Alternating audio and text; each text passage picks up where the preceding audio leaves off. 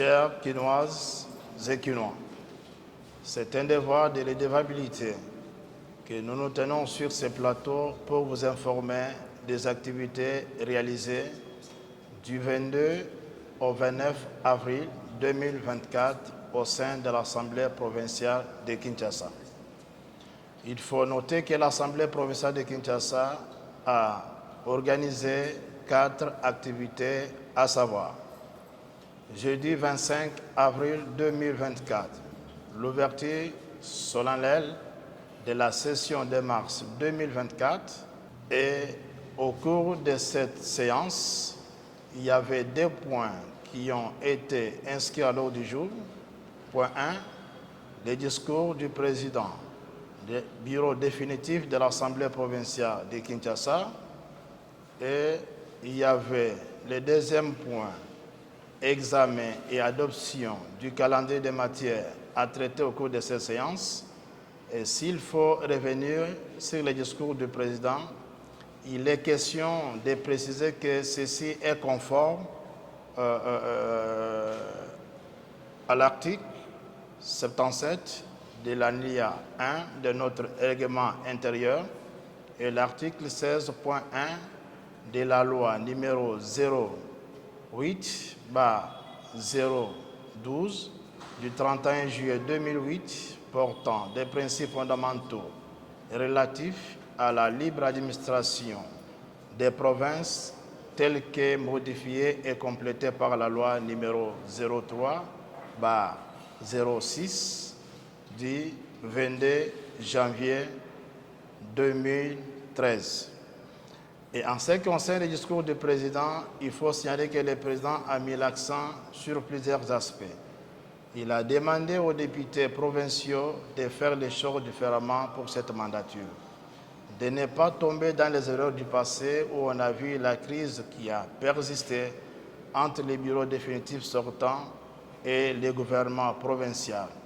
Il a conscientisé les députés provinciaux en disant qu'ils sont élus du peuple quinois, ils sont les représentants du quinois, ils doivent travailler pour l'intérêt des quinois. Toutes leurs activités au sein de l'hémicycle doivent placer l'intérêt des quinois au centre. Il a demandé encore une fois de plus aux députés provinciaux de soutenir la vision de son Excellence, Monsieur Félix Antoine Tshisekedi Tshilombo, président de la République, chef de l'État.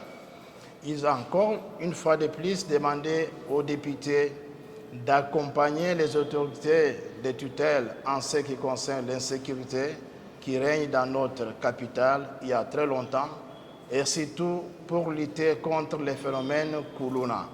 Il a demandé aux députés d'être conscients de la mission que la population congolaise leur a confiée et faire les choses différemment, c'est maintenant ou rien.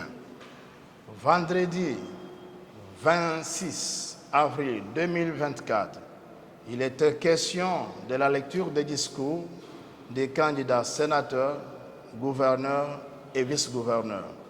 Vu le nombre pléthorique des candidats sénateurs, gouverneurs et vice-gouverneurs, la plénière avait décidé de scinder les groupes de gouverneurs en 2 et les sénateurs, les candidats sénateurs, devront déposer entre les mains des députés leurs programmes, leurs discours. C'est ainsi que les premiers groupes de candidats gouverneurs et vice-gouverneurs ont défilé la journée de vendredi pour parler aux députés provinciaux de leurs programmes, de leurs discours, ce qu'ils comptent faire pour la ville. Et ça s'est fait dans de bonnes conditions, dans le calme et surtout en respectant les principes démocratiques. Et la journée du samedi 27, c'était la clôture des discours des candidats gouverneurs.